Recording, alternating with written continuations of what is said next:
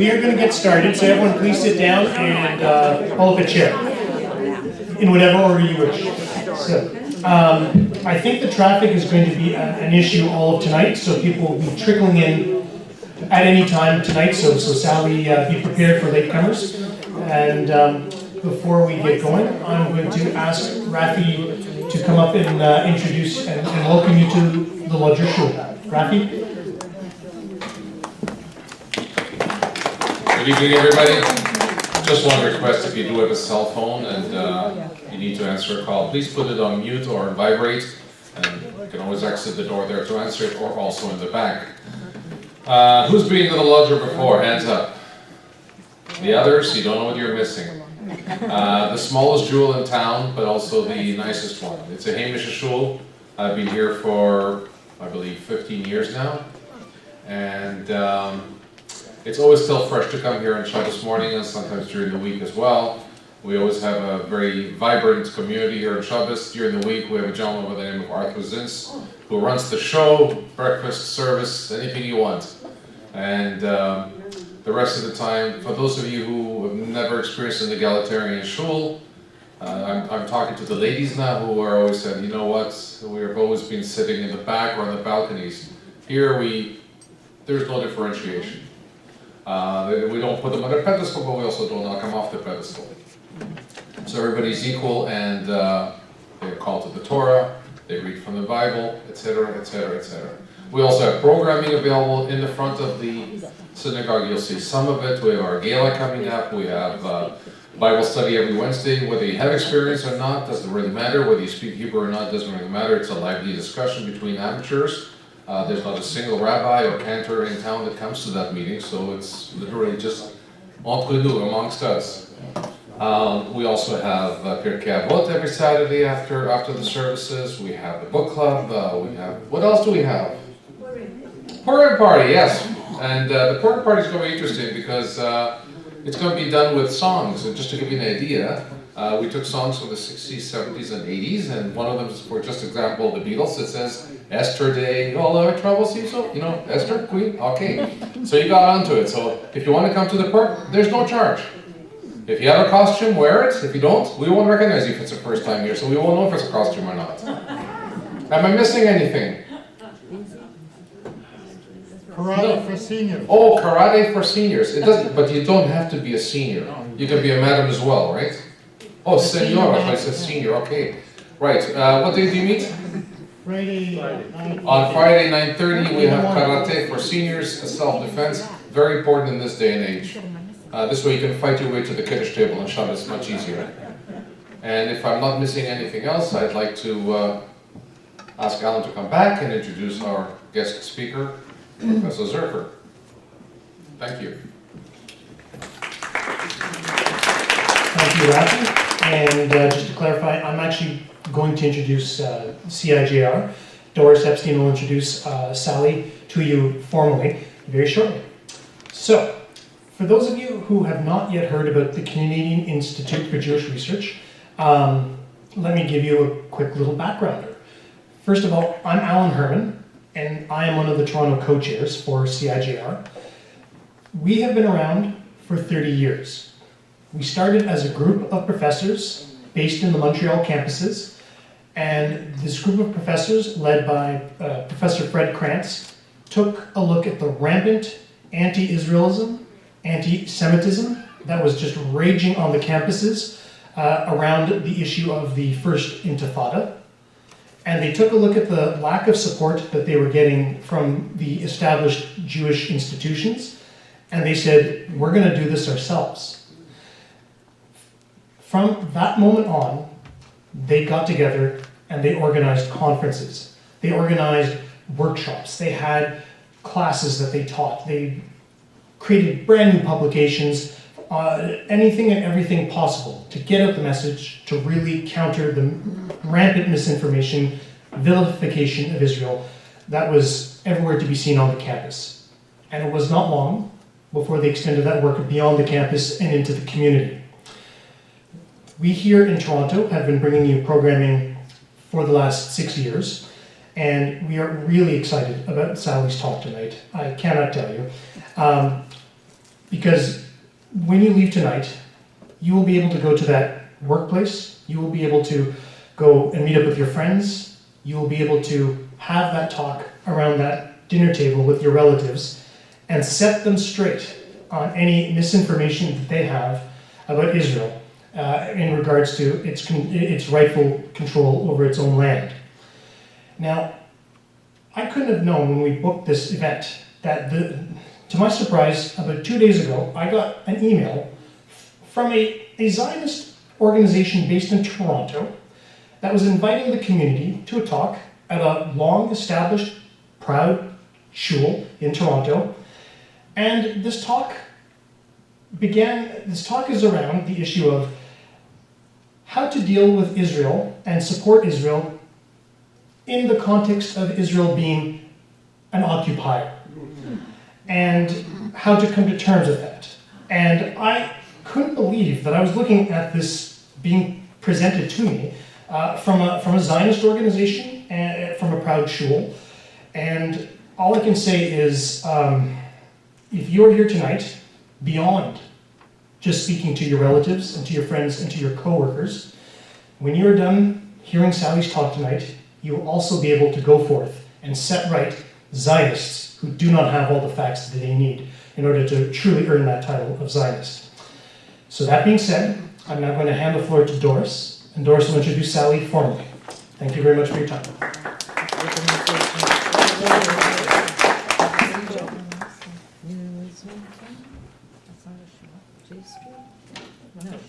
Before we begin, I'm delighted and honored to introduce you to Goldie Steiner, who with the late and very badly missed Salomon Ben Zimra, founded in 2009 Canadians for Israel's Legal Rights. Please stand up, Goldie.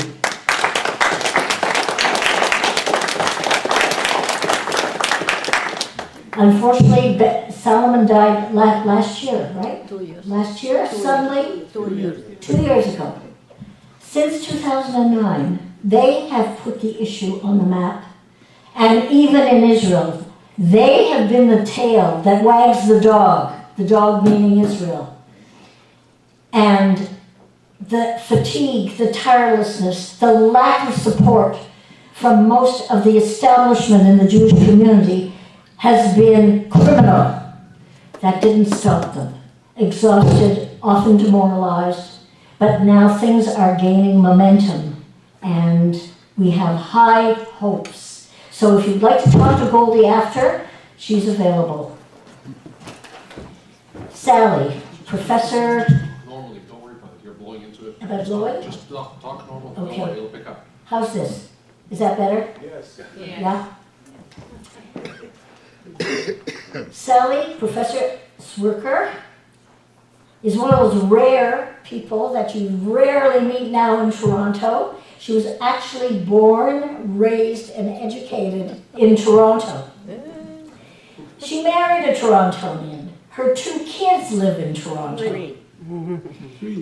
And she has 8 grandchildren. 3 kids live in Toronto. And 8 grandchildren, I think a couple in Israel. One in Israel. Since most of you who are new to Toronto, I want to tell you that not just about this issue, but many burning issues, often controversial, Sally has been a leader, not just in the Toronto Jewish community, in the Canadian Jewish community. She's often been argued with, debated, yelled at probably, right, Sally? And always held her ground, never relented, then as now. Academically, she received her PhD in economics from the University of Toronto, where she taught at the beginning, but then in 1968, she was at York University. And teaching a special interest our Canadian economy and then the international oil industry, through which she became an expert on Middle East development, politics, and economics, something that we rarely don't hear about from academics. I first met Sally when she was actually she and her late sister Eva Dessen were the driving force behind Canadians for Peace in the Middle East, an extraordinary organization, far ahead of its time in its advocacy of Israel, and Israel as a metaphor for human rights in the world. When the Canadian Institute for Jewish Research formed, Sally was there from the beginning, although it started with Professor Krebs in Montreal. She helped develop the Toronto branch, where I have had the privilege of learning from her and working with her. And I've learned that what she is and what you see now is what she is in her living room, in her kitchen, and everywhere. Then as now, she's been a courageous and loyal advocate for Israel and the Jewish people. Always direct, outspoken, crystal clear. You can tell by the title, this is her title, Debunking the Occupation Myth. No words minced. She was never muzzled by political correctness. And she is a leading expert, a world leading expert in Middle East affairs. And she tells the truth based on the reality, the facts of reality. At CIJR's first conference held in Toronto, which was titled Combating the Delegitimization of Israel, this is what she said. This is the time for plain talk and not academic niceties. When Israel has to defend itself, the world gets frantic and pressures Israel to restrain itself. Out of 195 countries, only one country's legitimacy is challenged, and that's Israel. Please welcome Professor Sally Zerker.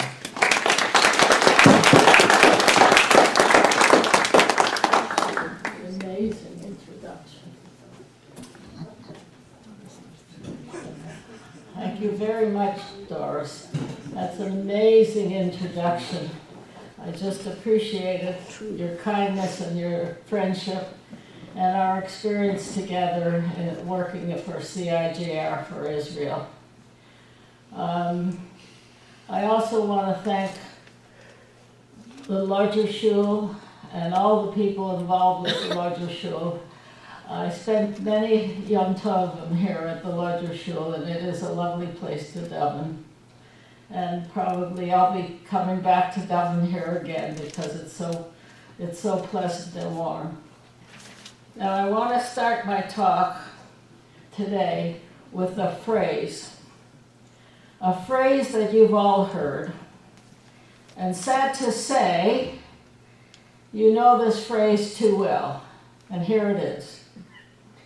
Illegal Israeli settlements in occupied Palestinian territory. I'll repeat it. Illegal Israeli settlements in occupied Palestinian territory.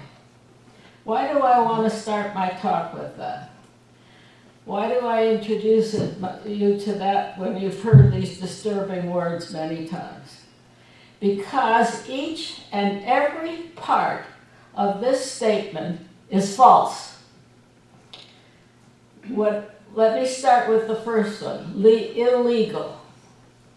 What Israel is doing in Samaria, in Judea and Samaria is legal under international law, and it has been legal prior to modern international legal structure. And I will prove that to you tonight. The second part is the word settlements. Well, there's nothing wrong with the word settlements as such. It's a common, understandable word. But I have to tell you that it is being used in the context of this attack on Israel pejoratively. And how I say that it is pejoratively is because first of all, what they're building is housing projects. Not a housing project on the outskirts of urban areas, not unlike housing projects that I and my husband bought a house in the 50s, which was a housing project in an outlying area at that time. That's what those settlements are. And the reason I tell you that you know that it's a pejorative use of the word settlement is because you have never heard about Palestinian settlements. They build houses, their population has increased, and they have projects of housing as well. But you've never heard of Palestinian settlements. So therefore that part of the statement is also meant to stir you up against Israel. The third part, occupied. Occupied is a phrase that a term that I will prove to you today that the Jewish people are undoubtedly today represented by Israel, of course, cannot be occupiers of the land of Israel. They can't be occupiers. They can't be occupiers of their own land. Finally, the last part of the phrase, Palestinian territory, is false. It never was, and it is not now Palestinian territory, and I will prove that to you. So let's get going. The first thing I want to remind you about is to remember what the term occupied refers to. Occupation. It's a really nasty concept. It refers to larceny, to theft of others' property, abuse of the other, cheating, immorality. It's a dreadful idea. Obviously, this is a very offensive concept, but Jews are not and cannot be guilty of those crimes for two reasons. The first reason is because Jews are the extant aboriginal people of the land, of this land. And the second reason is that Jews have international legal rights to this territory. And Goldie and Solomon were early in trying to convey that message to all. And Solomon wrote a very good book on the subject. Okay, let's get to the question of the aboriginality of Jews in the land of Israel. Jews were, what defines Jewish aboriginality in the land of Israel is the consistency of modern Jews with their ancestors of thousands of years ago. Listen, they live in this country, a country with the same name, Israel, as that which existed 1,312 BCE. That's how, the same name. Today, Israelis speak the same language as that spoken by the Jews of the land more than 3,000 years ago. And we don't need a Rosetta Stone like they do for Egyptian scripts. We don't need a Rosetta Stone to understand ancient Hebrew scripts because the language and the letters are the same as current Hebrew. There's slight differences, but the archaeologists manage very nicely to see what they're actually saying. And I find it very interesting, which I'll just throw in here, that Hebrew is the source of everybody's alphabetical adaptation of language, and that came about in the 9th century BCE. Everybody, yours, mine, everybody, English, French, we all use the alphabetical approach to language that came from Hebrew. And now to carry on about the Aboriginal quality of our people, with their source of the land, that we, Israelis and the Jews, chant from the same biblical text that their ancestors did millennia past. Jewish law that they use is derived from the same of that found in the Talmud, which was originally oral and later written down about 2,500 years ago. And their temple, which was destroyed by invaders twice, can be archaeologically located and has been archaeologically located, no problem, in the original site in Jerusalem. And Jerusalem, to remind ourselves, which was founded by the biblical King David, still stands as the center of Jewish sovereignty in this land of Israel today, as it did when King David ruled the Jews.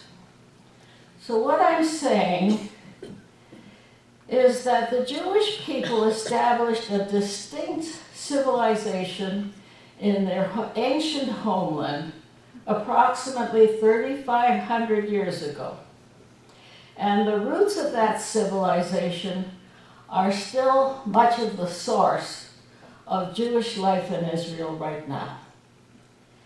And despite the Jews experienced a series of conquests and a series of expulsions from the land of Israel, despite that, Jews retained and rebuilt communities in Jerusalem, Tiberias, Rafi, Gaza, Ashkelon, Jaffa, Caesarea, Sfat, elsewhere.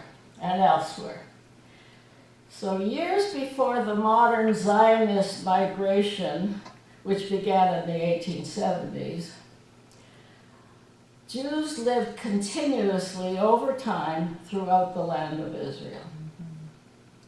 I want to give you some reference to a very interesting work that you can find on the internet. It's the work done by a man named Alan Z. Hertz, and I will give you the site. It's a phenomenal piece of research, scholarship, and analysis about the origin of Jewish rights, and he writes about the Jewish original rights to the land. He argues that prior to the Balfour Declaration or anything else what we talk about in the modern international legal rights, that even before that happened,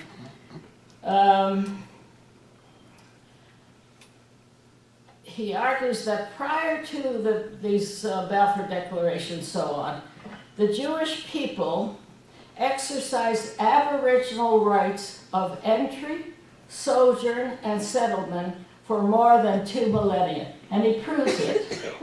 If you have a pencil handy, if not, I'll give it to you later. The way you find his work is www. Allen, spelled Allen, Z, Hertz, Hertz, one word, allanzhertz.com. You will find his work absolutely amazing. And you will learn an enormous amount from it. I know I did, and I believe everybody can from the work that he's doing. It's just remarkable. Okay, to get back to the debate about this. On the other hand, let me say that we all know there were no Muslims in existence until almost 2,000 years after the Jews had already settled in Israel. Because Islam is the religion of Muhammad, and Muhammad founded the religion.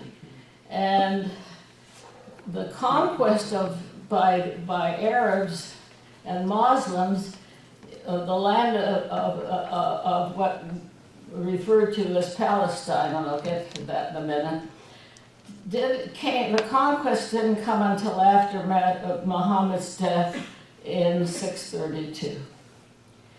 It's important to understand that there's never been an independent Arab or Palestinian state existing in that region. Never.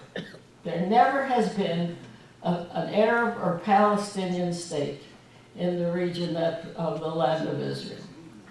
Nor were the Arabs of Palestine a self-defined people until 1967. And that you'll find in a very good analysis of that in Hertz's work too. The name Palestina, and hence Palestine, came into being after the Romans so renamed it in the 2nd century when they wanted to break the Jews' link with the land, and after they crushed the Jewish revolt of 135 ACE. So when the Arabs did conquer and occupy parts of the land, they did so as occupiers of previously settled territories by Jews. It was the Arabs who were the occupiers. No question in my mind about that. As for the more recent Arab settlers, when the Zionist movement began in the modern sense in 1882, there were about 250,000 Arabs living in the region. They didn't call themselves Palestinian. They didn't know themselves as Palestinians for a very good reason, which I'm not going to get into. And most of them, and the majority of them, had arrived in recent years. Most of the observers and the people who've studied this issue will indicate clearly that they were comparative newcomers, either late migrants or descendants of persons who had immigrated to the territory in the previous 70 years. So I would just like to add one thing, that a quote from Barbara Kay of the National Post. And she said, those BDS supporters and all the people who talk about Israel as occupiers, who accept the premise that the Palestinians are the indigenous and oppressed people by white colonialists, Barbara Kay says they have it backwards, and this is what I quote her. It is the non-white Mizrahi Jews in continuous habitation in Israel from time immemorial who were oppressed under a series of imperial regimes up to and including the British Mandate. So that's my argument about the first part of Jewish rights to the land. The second part, I've just mentioned the British Mandate, and this brings me to the second aspect of Jewish rights to the land, as I say, and the validity under international law. Israel's legal position begins after World War. Israel's modern legal position begins after World War I, when the Allies defeated the Ottoman Empire. They defeated the Germans and the Austria-Hungary and Bulgaria, but we're only interested in the Middle East here at this moment. And it was the Ottoman Empire who, up until then, the whole Middle East was under the power of the Ottoman Empire for about 500 years. When the empire was defeated, there were no nations and there were no borders that we recognize today in the territory. Now the Allies, the victors, which included Britain, France, the United States, Italy, and Japan, they set themselves up with something called the Supreme Council. And they took that as having political and judicial power, the Supreme Council of the victors. And this council convened the Paris Peace Conference of 1919. In turn, the conference created the League of Nations. And that's where we get the mandate system. The League of Nations introduced the mandate system.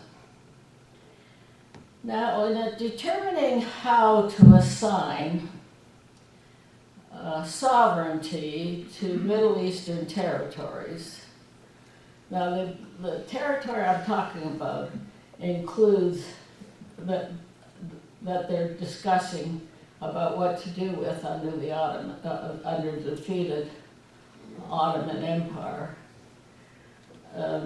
Is Israel, Jordan, Syria, and Iraq. That territory, that's what we know, that area now.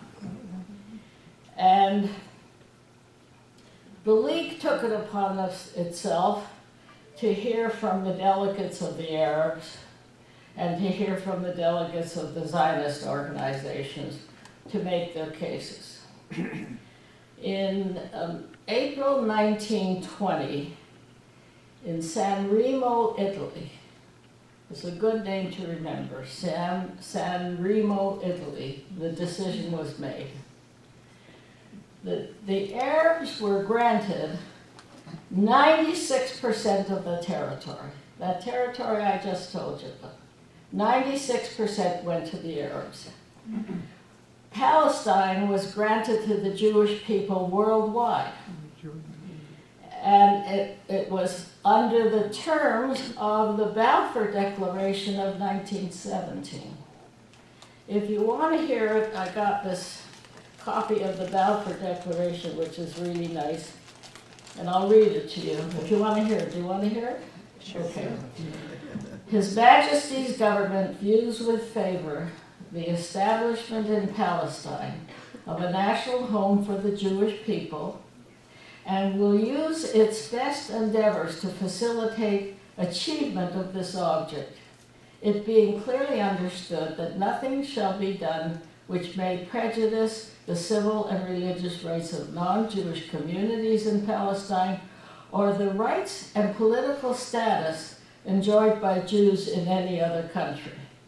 So that is the 1917 Balfour Declaration, which at the time in San Remo, when they decided on the various territories that were going to the Arabs under different names, which we'll get to, is the territory of Palestine was granted to the Jewish people under those terms. And the map was drawn up by the San Remo Conference on April 25th, 1920. And it resulted in the creation of new exclusively Arab states, Syria, Lebanon, and Iraq. And it also drew the borders of the geographic region hitherto known as Palestine since Roman times, which is very important wording, which was granted, it was designated for the Jewish national home, and I say this very carefully for you to hear, was granted for the Jewish national home to be reconstituted there. Reconstituted. And that is because of the historical connection of the Jewish people to the land of Israel. That says it all, really. So that language is very important, and the territory that they were granted at that time was both east and west, both west and east of the Jordan River. However, as we all know, there was an alteration in 1922 when the British government acquired permission from the Mandate Authority to carve out a nation for the Hashemite brother, and they called the territory the Hashemite Kingdom of Transjordan, which is now Jordan. And when I was doing my work on the oil industry, there's a good reason why they did this that has to do with the oil industry. Because everybody was after oil. They knew there was oil in the territory that was going to be Iraq. And one Hashemite brother was getting to be king of that area, and they had to satisfy the older Hashemite brother. And that's how come they carved out the largest part of the territory and made it into the Hashemite kingdom of Jordan. Okay, that's the reality. So this San Remo resolution was later confirmed in the Mandate for Palestine in 1922. It was approved by the 52 members of the League of Nations. The acquired rights of the Jewish people to the land west of the Jordan River are preserved in the UN Charter of 1945, Article 80, and in the Vienna Convention on the Law of Treaties, Article 70. So what happened ultimately is that all the countries we know in the Middle East in that territory stem from these mandates. All the borders we know originate from the mandates. After the World War II, and we had the UN, the mandate system was renamed Trustee Council of the General Assembly. And then, if you'll remember, because we were around in those times, and those of you who were too young to be around, I'm sorry I haven't got maps for you today.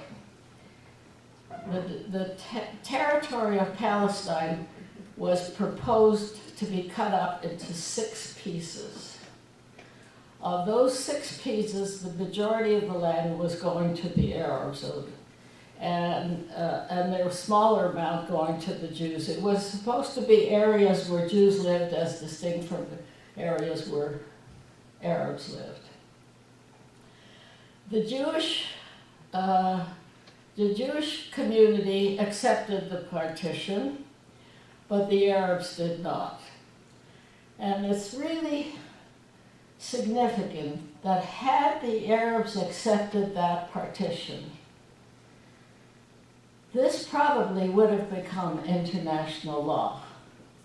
But they couldn't, for good reasons that we all know about. They couldn't accept Jews in the land, but we'll get to that. So instead of accepting that partition, the 5+ Arab neighboring states attacked the young Jewish state, the young renewed Jewish state. And this war, the war that was remarkably didn't wipe out this young, hardly defensible country, ended in an armistice, which included green lines. And what are those green lines? The green lines are the portion of Judea and Samaria that Jordan captured, the line around Gaza that Egypt captured, the land that Syria captured on the Golan Heights. Those are the famous lines that people like the last president, the previous President Obama, the European Union, most ideological leftists, the people that we just heard about who want to talk about occupied territory, the occupation of Israel in another show. These are the lines that they support as boundaries, as legitimate boundaries. But those boundaries have no legal status under international law, none. They are ceasefire lines. And moreover, they're always referred to again and again as the lines of 1967. They have nothing to do with 1967 as such, except that Israel fought a defensive war then, was attacked by Egypt, Syria, and Jordan, and they defeated those invaders and took back the lands that they had captured in 1949. If we call those territories bound by these lines Palestinian territory, which was in that statement, if we call them Palestinian territory, we are retroactively recognizing the Arab conquests of Jordan, Egypt, and Syria. However, by international law, it is forbidden to acquire territory by an aggressive war. That's something that is agreed upon world over. You're not allowed to get territory by an aggressive making war. That's part of the UN Charter. There's one exception to this article in the UN Charter, Article 52. Countries are entitled to acquire territory through their exercise of a defensive war, which undoubtedly was the Six-Day War for Israel. So, therefore, I've got to conclude for you, although I have a few more things to say, but not much. That there's absolutely no doubt, on the basis of both law and history, that Israel cannot be an occupier of any lands west of the Jordan River to the sea. What's the importance of asserting these legal rights? And denying the concept of occupation for Israel. But the importance is that occupation has become the symbol of justification for Palestinian claims and Palestinian violence. What can I say? It's one of those big lies that have become accepted as truth through repetition and through the authoritative voices using it continuously. You know, if the President of the United States uses that term, if the European Union uses that term, it is a big lie, but it becomes accepted under that kind of rubric. It's not only a lie because of what I have argued here, but also because Hamas has been given control, well, Palestinians have been given control, Hamas has taken it over, the whole of Gaza. I wasn't in favor of it, but they did it. And the Palestinian Authority has jurisdiction over the majority of the West Bank, estimated to be as much as 95%. And I wasn't in favor of the Oslo Agreement in 1993, which I spoke about at that time. But it's the facts. That was done. But occupation is a very central signal for the Palestinians' core cultural and political position. And what is that? The core cultural and political position of the Palestinians is the rejection of the Jewish state of Israel. That's the core. And this concept and the use of the term occupation is not only a falsehood, which I think I hope I've persuaded you. It's an inhibitor of any chance of peace with the Palestinians, since it is identified with the Palestinian refusal to accept the existence of the Jewish state in any part of the land. And it is a land that is legally within the rights of the Jews, historically and legally within the rights of the Jews. so that anybody who continues to use the term Israeli occupation of land of Judea and Samaria are in fact inhibiting the possibility of any kind of long-standing peace agreement with the Palestinians. As long as the Palestinians deny the peoplehood of the Jews and their aboriginal rights to the homeland as a people, I don't think there's any possibility of a lasting peace. They may make a deal, I don't know, but I cannot see it work as long as they can, as long as there isn't an acceptance of the Jewish peoplehood and its rights to the land.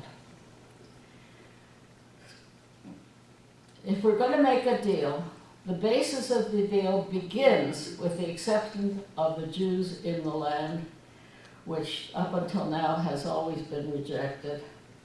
There has to be a mutual recognition, a respectful negotiations. The Palestinians did not have a conscious self-identification until 1967. But they have now got a conscious identification, and everybody has to accept that they see themselves today as a people.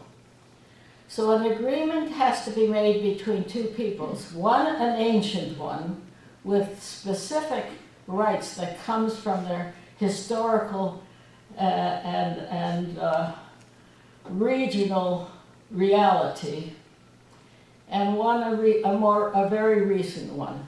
But that's the basis for a deal. And without it, there's no possibility of prospect for peace. So give up the, I have a real passion of what we're talking about today, what I'm talking about today. And I ask everybody who's here to be part of my mission. This mission means because we see this concept of occupation even in our Canadian Jewish news, written by people who supposedly are thinking in terms of the welfare of Israel. We have to react to it. I wish there were a bunch of young people here who knew the social media well. And maybe I have to recruit some of my grandchildren for that purpose. But we really do have to sell this story. Not sell it, it's a lie. We really do have to make this case loud and clear. And everybody I speak to, I ask to be part of this mission. So I invite you now to talk to me and ask your questions, and I'm prepared to listen to anybody who has some statements to make. Thank you very much.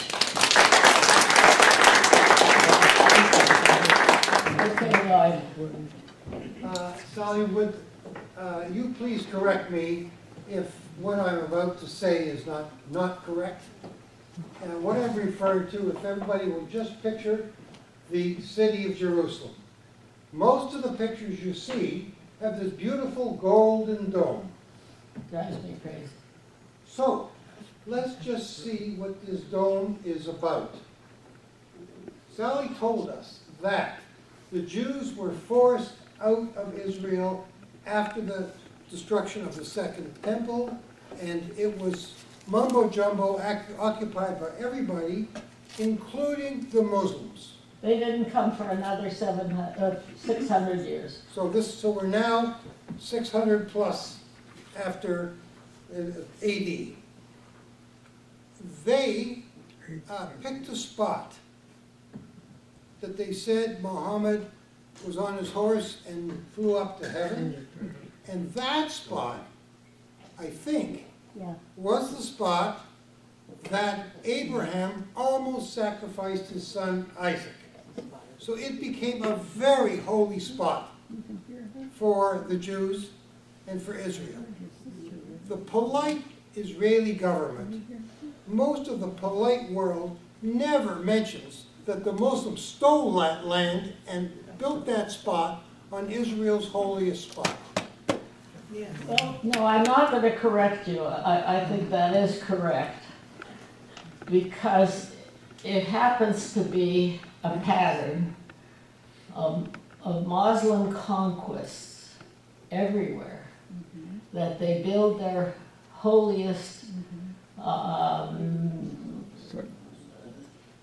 their holiest sites upon the holy places of other people, okay? And of course they would pick that spot for No, this is the third one. their, Mecca is before and Medina is before. so This is I'm not the third correcting you, I'm not saying you're wrong. It is also the case that I felt that Dayan made a very big mistake, and Eshkol let him do it. And I see Goldie shaking her head. Yes. After the 6-Day War, when they took over Jerusalem and took it back from the Jordanians, God knows why, Dayan gave the authority to the Temple Mount, to the Waqf, to the Arabs, to the Arab religious authority. I don't know why. I'll tell you why. Okay, get up and tell me why. No, I'll sit. Nice and loud. People won't hear you. They Stand won't up, hear you, stand up. Curly. What happened was that after the takeover, the rabbinate immediately issued a prohibition Oh, for yeah. Jews to mount the Temple Mount. Moshe Dayan had as much Jewish knowledge as this carpet, or less than it actually, because it's in a shul. And so, the logical reaction is if we can't use it, let them take care of it at least. It wasn't entirely Eshkol's, it was a mistake, there's no question. But that really was the generator of it. Yeah, but they even, I know what you're saying, and I can't dispute it, but I still think that it was, as you say, it was a mistake. Terrible. And it made no sense whatsoever to me. Jewish leader. It was one of those kind of Jewish concessions that makes no sense and doesn't do any good, does only harm. Okay, yes. Thank you. There's so much compelling evidence, modern legal lexicon that Israel is in the right. I mean, if you go back to the Hague Convention in 1907, the misreading of the Geneva Convention that talks about forced transfer, and it had to do with the Holocaust. It was an taking enslaved people and forcibly transferring them. And then the UN resolutions, the 242 and 338 suggest that it is a legal occupation. There's so much compelling evidence. Why is the international community, particularly the Western or developed world, ignoring this legal evidence? Is it because of political expedience, trying to keep the road open for some sort of political settlement? I'm sorry, could you repeat that question so that I can hear the question itself? Because there's so much compelling legal evidence Right. that Israel is in the right in terms of So why, Judea and Samaria. Why is the international community, multiple countries, particularly developed countries, ignoring this legal evidence? I think 1,000 jurists in 2015 petitioned the European Union to indicate that these settlements are not illegal, that it has strong grounds in the legal international jurisdiction. Is the international community just doing it for political expedience, trying to keep the road open for a I don't settlement? think it's only, it may be partly that. But What do you think? you have to agree that the Arabs were really lucky that their enemies are Jews, or that their opponents are Jews. If it was any other people that had that kind of legal justification and position, any other people, I could find other instances all over the world. I'm trying to think of, at the moment, offhand. So you just think it's simply anti-Semitism? You're just going Pardon? to? You're just going to. So, It's gotta be a part of the story, is that. That I agree. The other part of the story is that there is, today, and there has been for some time, an understanding of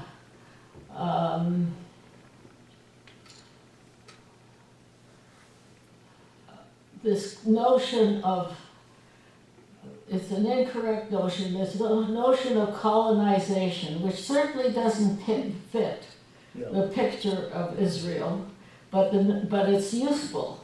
The notion of colonization of white people, and it doesn't mean it doesn't matter they're not black, because today it's not the color of the skin, it's the other. And the other is anybody but who isn't considered white. Now, Jews are considered white, although, as Barbara Kay said, the truth is that the Ashkenazi Jews were not, in that skin sense, white people. But the position of the world takes on this image of the colonizer. And Israel has taken on the colonizer role, particularly in the leftists, among the leftists, or the so-called progressive world. And you're not happy with what I'm saying? No, I agree with you. That's to me is a political argument. That is not a legal argument. That is a political argument. That's what the ideological left it does. It constructs this colonization, which is completely false, and it doesn't take into consideration that there always were Mizrahi in Palestine and around the Middle East. And that still doesn't explain... It doesn't satisfy your answer. No, but I can't. We have to think about it. There's all these different parts. Some of it you gave and some I'm giving, and the other part of it is that they are Jews. There's a lady back there. How can Israel be a colonizer? I can't hear you. The Arabs how can Israel be a colonizer? The Arabs have vast amounts of land. You have one little Jewish state.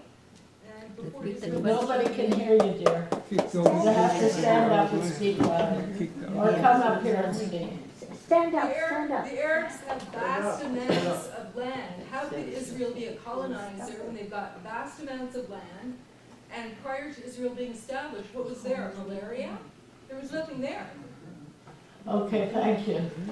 But that's... This man. Yes, I'm not sure if you're aware of the recent development. Stand up, please. Okay, I'm not sure. So, Sally, when you did your talk, you mentioned in the 7th century, the Arab conquest of Palestine. And that's a very interesting thing because recently Palestinian academics and other political leaders are trying to establish their indigenous credentials. Yeah. What they're doing now is they're saying that when the Arabs came, the Muslim conquest, they had actually conquest the remnants of the ancient peoples that were living there, including Jews, Circassians, Edomites, Hittites, all kinds of the remnants of ancient peoples. And these people were converted to Islam, including Jews. And therefore, their connection and indigenous credibility predates the Jews. In fact, if not predates, at least is equal to. And this is something that they're trying to convince international organizations worldwide now, to UNESCO and other places. And that's a very key aspect to this. I wonder if you have a comment on that, or if you're aware of that. Can I add to that? Yes, you may. You can get up and answer it, please. No, I'm not answering, I'm just adding. Abbas was at the United Nations, I don't know if it was yesterday or today, but he said that the Palestinians are the successors to The Canaanites. the Canaanites, right, exactly. And that goes back 5,000 years. Yeah. So he's predating Yes. the There's Jewish an attempt now, occupation. There's an attempt amongst the Muslim world, in fact, to establish them as the indigenous people. Of course, that's what they need to do in order to deny the Jewish peoplehood. That's what it's Probably a about. little bit of truth to No, it. but that's what it's about. In order to make themselves into the preceders of the Aboriginal Jewish What people. they're doing is they're taking a tiny bit of truth and stretching Well, it. it isn't really a truth because There's a tiny bit. because the conquest is clear. It's not as if we don't know about the expansion. Well, there was no and ethnic cleansing in the 7th century that is being documented or archived. I've searched into this, and I I'm can tell sorry, you what are you that when saying? the Arab armies marched in the 7th century, Yes. after Muhammad's death, they did not ethnic cleanse the area.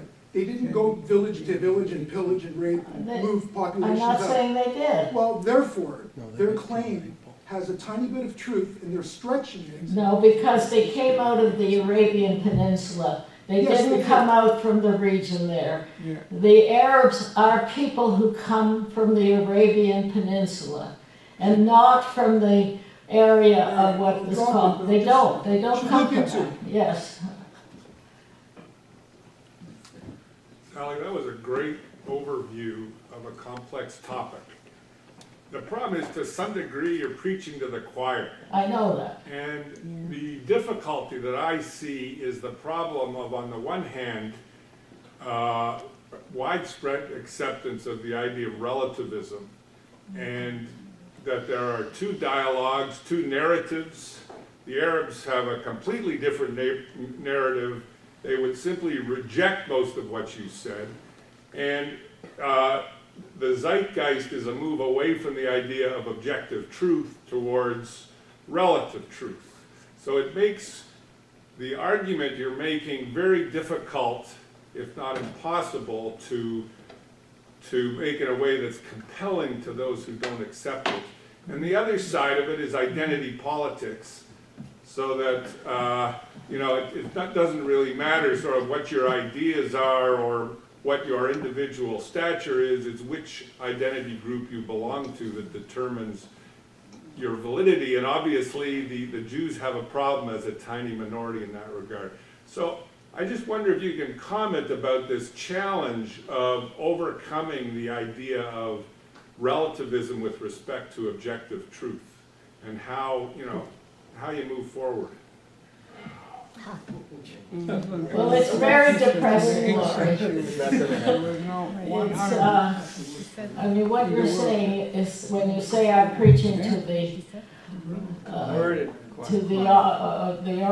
orchestra, that to our people who are with me, okay? I don't want to do that. I have asked the CIJR people if they can arrange for me to speak at J Space. I've asked people from the temple, from Holy Blossom Temple, if I could speak at Holy Blossom. I haven't been accepted in places that are where there are people who do not believe that Israel has the rights to the land. I want to do that. That's why I say it's a mission that I need everybody in. You're absolutely right in what you're saying, and it's discouraging. But if you have a mission, at least you're trying to persuade some to go with you. And I'll keep doing this. I started to do it, I started talking on this subject about, I guess about 9 months ago, or last fall. I think it was last fall. And I made up my mind that that's what I'm doing. And I don't know whether I'll succeed any better than Goldie did and Solomon did, but we have at least an objective that is true. So we can at least say what we're saying is true. You can have your identity politics. You can have all the relativism, but this is the truth. And nobody can deny it's the truth. Yes, I'll talk to you in a minute. Thank you. I'd just like to speak to the point on relativistic truth. I think, unfortunately, you can't put an old head on young shoulders. And, truth is truth. We know that it exists. We may not all know it, but it's there to be discovered.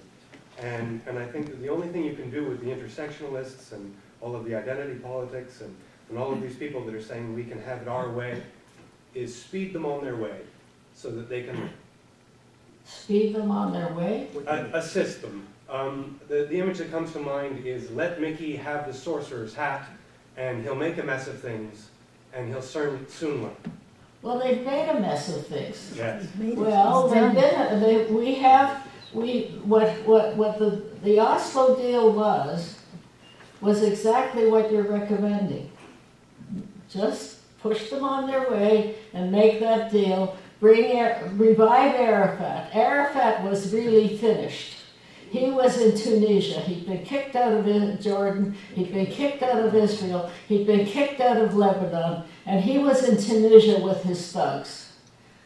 And Rabin brought him back and revived him with about 20,000 terrorists and gave them guns. Now that was pushing them on their way, would you not say? And what has it done? Are the Palestinians better off? Are the Jews who were part of the terrorists who were killed in hotels and in cafes, are they better off? Is the IDF, are the kids who have to train so hard at the IDF, are they better off? I don't see anybody better off by pushing them on their way, as you recommend. And I respect your opinion. We gave then the other thing that they did in 2005 was hand over Gaza. What does it do? They didn't want the Palestinians. That's why they did it. Well, if first of all, I'm sorry, Murray, I'll call on you when you, but I'm just answering this young man, and then I wanted Renana. I told Renana she could have her turn. Did you want to speak? Sure, just a couple things. So, my husband and I were recently in Israel, and I don't know if it's the people that we attracted on the bus, but the young people that we talked to, they were so eager to learn that there were people who were saying that Israel was not an occupier and that the Jews were the indigenous people. One person, I'll just give two examples. One young man said, yes, I learned about that and I'd like to learn more. It's really important. And the other one said, how come I never learned this? How come I never knew this? Yeah. She didn't even know where the name Palestine came from. Okay. And I just mention one more thing. This illegal Arab immigration that occurred under and before the mandate is rarely talked about. And I know there was one example that I spoke with Solomon Ben Zimmer about. There are many examples I collected, but one of them was he pointed out to me that the Syrian governor in 1933 testified saying that in 3 to 4 months, just from one country out of the over 20 that the Arabs came at that time, just from Syria, there were between 30 to 36,000 people who came in 3 to 4 months. And he said, that would account for the whole city of Nablus. However, the British didn't have it was illegal. They didn't have a quota for Arabs. That's right. But they had a quota for Jews under the 1939 exactly. White paper. Exactly. Who is, okay, I want to give everybody a chance. This man and then you, okay? Thank you, Sally. I just comment to this gentleman over here. I love people like you. I love what you do.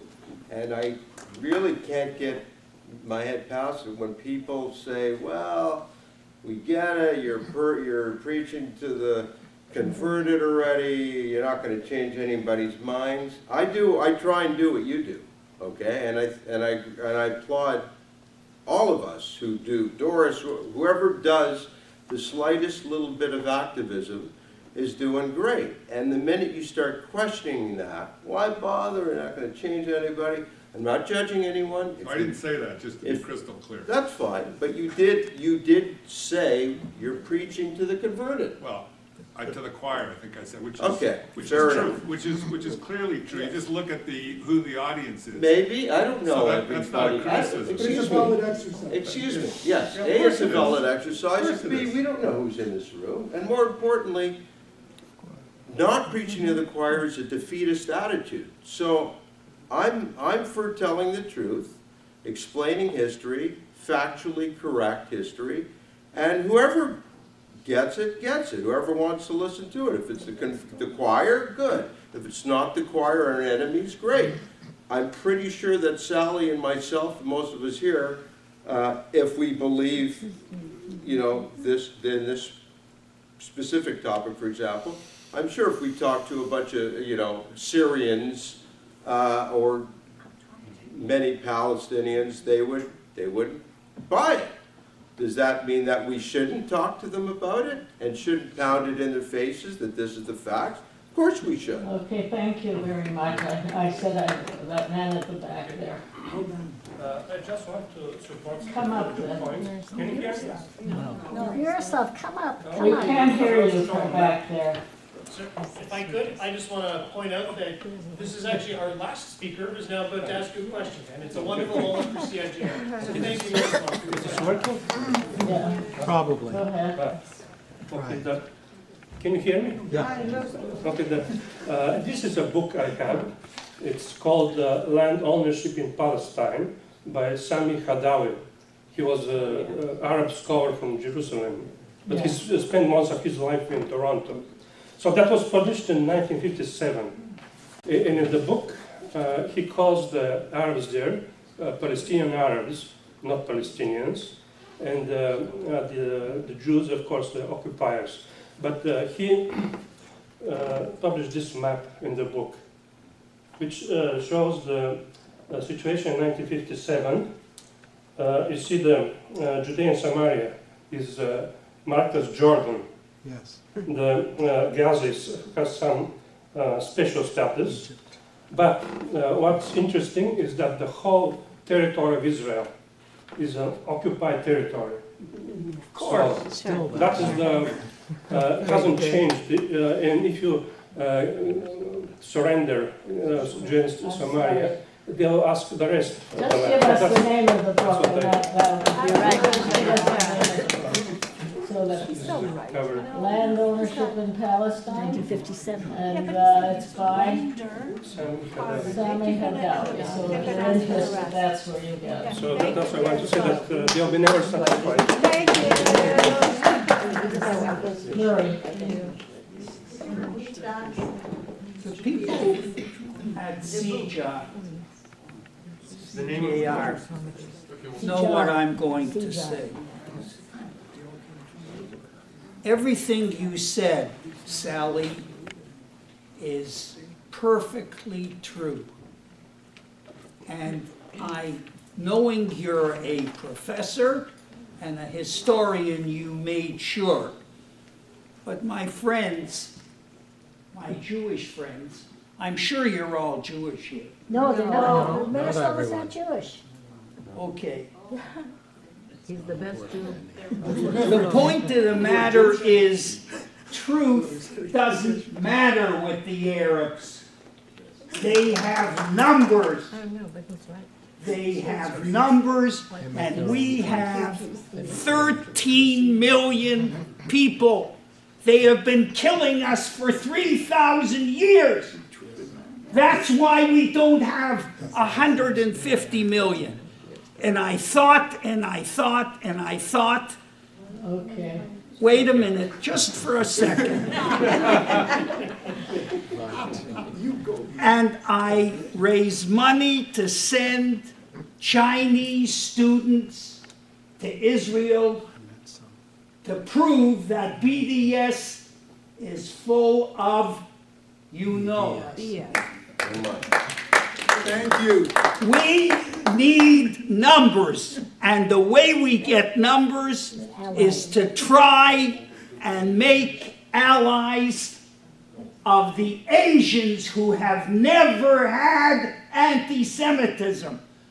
Forget the Europeans. We have to go out to the Filipinos, the Chinese, the Vietnamese, and tell them our story, and that's all I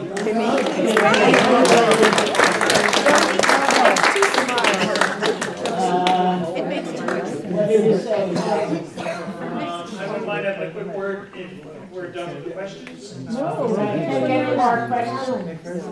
There's one lady here. Stand up or not? If you stand up, would that be? Never mind about the numbers. We were always a small people, and the Persians are not here, the Babylonians are not here, the Greeks are not here, the Romans are not, and we are here. So it doesn't really matter the numbers. We always were small. But I think that everybody that was talking here, everything is right. But I think that one way to really prove we are talking about the truth is archaeology. I don't see any Arab or Palestinian who can show, because you go in Israel, on every step that you are going, you are stepping on history that there is archaeology, you can find all kind of things that are 2,000 years old. And I think that this is one way to really show a proof that we were there. I know. Okay, well, our archaeologists are doing a wonderful job. I think I've been told that I have to finish now because of... We could be here for another 2,000 years. So. What did he say? I said we could be here for another 2,000 years. Yeah, it's true. I'm sorry for anybody who wanted to ask a question that I didn't get to them. I'm sure they'll attack you in the back after coffee. So. I thank you very much for coming, and thank you very much for listening to me. Let's have a round of applause for Sally.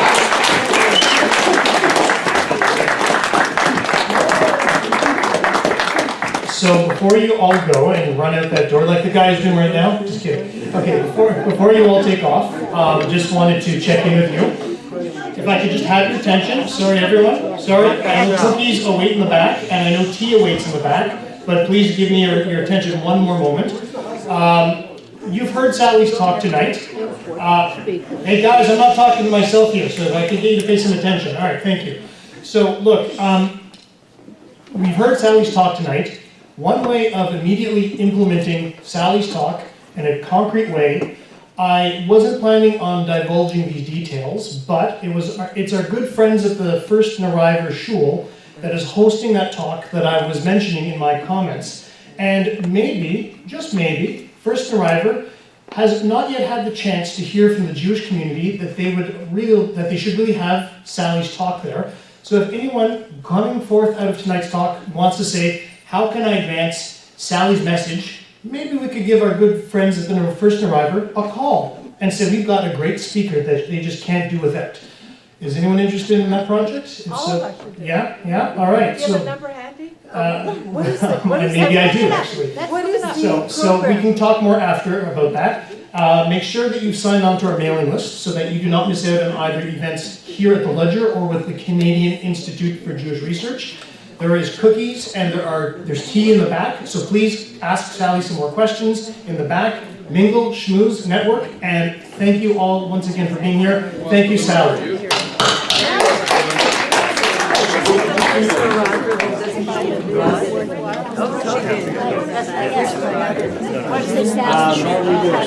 But you know what? It is what it is. It's downtown, right? It's Harvard. You go to the show that doesn't look like